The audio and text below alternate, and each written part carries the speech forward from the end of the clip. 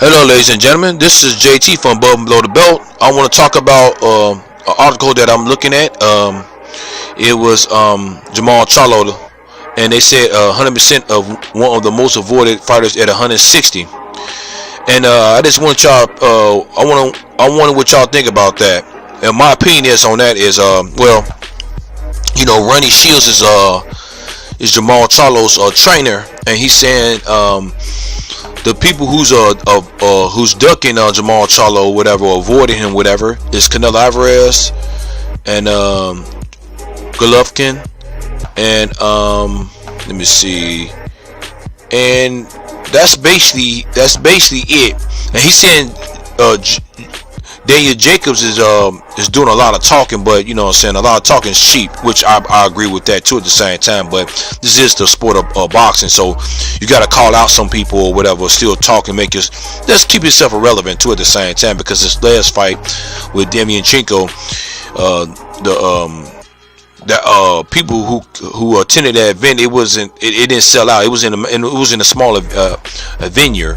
So but I think Daniel Jacobs is trying to stay irrelevant, but I don't think Daniel Jacobs is scared of Jermall Charlo, but I could be wrong. But we'll see next year and see. I would think that these two guys will be fighting next year. That's what I'm thinking. I mean, they got bad blood. They got bad blood with each other. So, but as in being a most avoided fighter at 160, I will agree with that. You know, I mean, I can see he's calling out Triple G for 2 years ago, and he called out Daniel Jacobs, and I think he was supposed to fight Demetrius one. It was I think 3 years ago or something like that. Whenever they was going to fight, I think Demetrius pulled out. I think it was between his brother and him.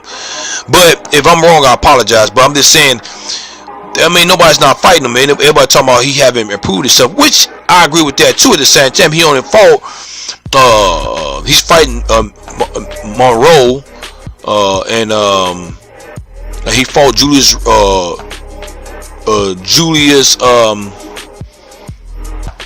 Williams, and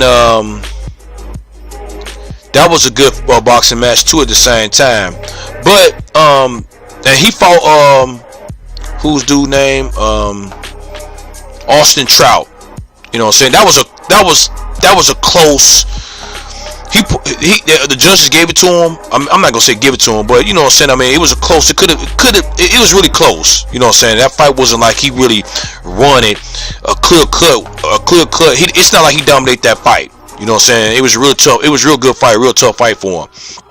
But but getting back on topic, Ronnie, his trainer, Ronnie Shields says, I agree with Ronnie 100% that I am one of the most avoided fighters in the division because of the fact that I'm young and I'm strong and I'm hungry. Everything my trainer has given me, I give it right back to him. They see the freight train and his promotional company Lions Only coming, and everybody's getting out of the way. We're unstoppable for everybody's, said Charlo. This is what Charlo said, Jermall.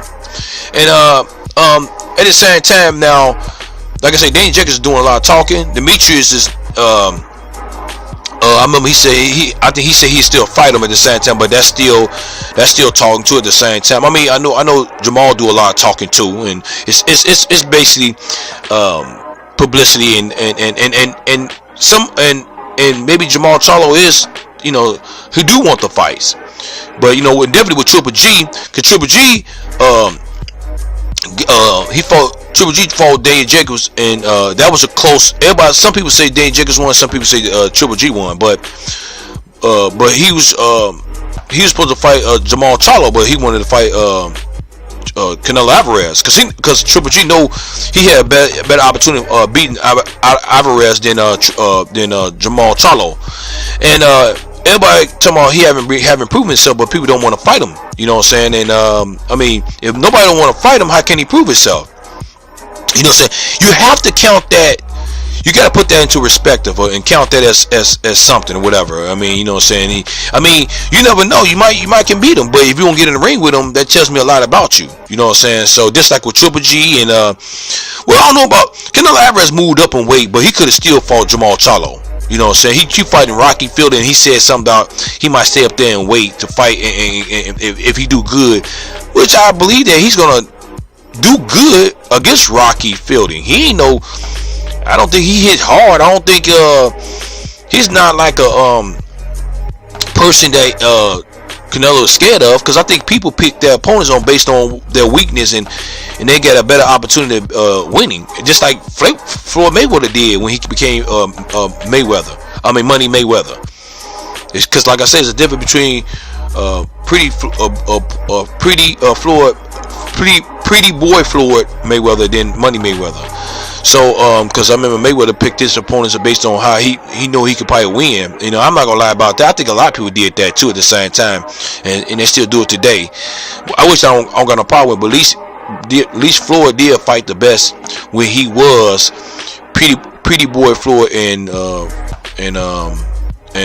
Money Mayweather too at the same time. He fought some good fighters that when he became Money Mayweather too. So, but with this, I think that it's a real good chance that we might see Jermall Charlo face Daniel Jacobs. But you know, that's something that we're gonna probably see next year, and hopefully we'll see who's scared of who and who's avoiding who. But Triple G, I don't think it's gonna happen. Canelo Alvarez, I don't know. He got a fight with Rocky Fielding, and we already know we can't expect that what's gonna happen in that with that fight. I think he's gonna do good. He might even. I know Rocky Fielding is bigger, but I think it might go to the decision. But I think Canelo Alvarez is gonna dominate him at the same time. But Jermall Charlo is something like Errol Spence in the welterweight division, the most voted fighter in welterweight. But now it's not looking like that because of it's a Terrence Crawford situation, and now Mikey Garcia want to fight Errol Spence. So now he's not looking so much like the boogeyman now. You know what I'm saying? And you know what I'm saying. But right now, like I said, I agree. He is the most avoided fighter right now. I will say that. You know what I'm saying? Than anybody, because everybody else is. Because Triple G fought Danny Jacobs. Canelo Alvarez fought Triple G.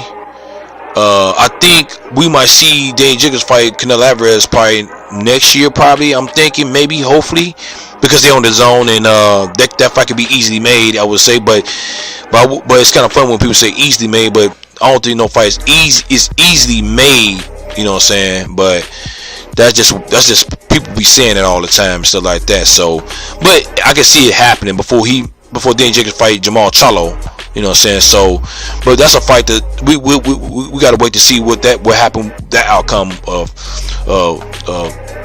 Canelo Alvarez and Rocky Fielding and stuff like that. But at the same time, and then we can't forget about Sergey Derevyanchenko. He's still in the mix. So of course he got one loss, but he's not out of the race. You know what I'm saying? So, but right now he is the most avoided fighter. That's just my opinion, because some people might say he's not. But how can you not say that if people ain't fighting him? Danny Jacobs haven't fought him yet. Triple G haven't fought him yet. Canelo Alvarez didn't fight him. He went up on weight, and that's his mandatory. And then Triple G said he want to fight Canelo again, but order fight Canelo Alvarez again, he has to the sanctioned bodies told him his mandatory is Jermall Charlo, which he's been waiting a long time to fight Triple G, and Triple G don't got a belt. So I don't know why is it really worth fighting Triple G now. And he literally don't want to fight you. They was gonna fight that who's that, Murata? You know what I'm saying? He lost, and who's that? Rob Brandt. It's the beat the Japanese dude, and he's the WBA title holder right now. So I mean, it's just, man, it's just I want to see a unification champion, which we might see, hopefully. You know what I'm saying? If people stop avoiding each other and stuff like that. But I think that's just part of the game right now, part of the sport right now in boxing. So at the end of the day, What do y'all think about this? Do you think he's the most avoided fighter? Do y'all think that Ronnie Shields just saying that just keep his name, keep his fighter relevant and and energized and stuff like that for the next fight at the same time? And because I remember when they asked Ronnie Shields about Dane Jacobs avoiding him, he didn't say that. He just said that he's just all about, he's just talking a lot. And you know, we didn't mention Demetrius Andre, you know what I'm saying, what he's gonna do, but he didn't fight Jermall Charlo either. So if I got any, if you have any, if you disagree with me, leave a comment. Even if you disagree with me or agree with me, leave a comment at the bottom of my page. Subscribe to my page, like my page, hit the bell icon for new notification, new videos from me. This is JT from Above and Below the Belt. Alright, bye.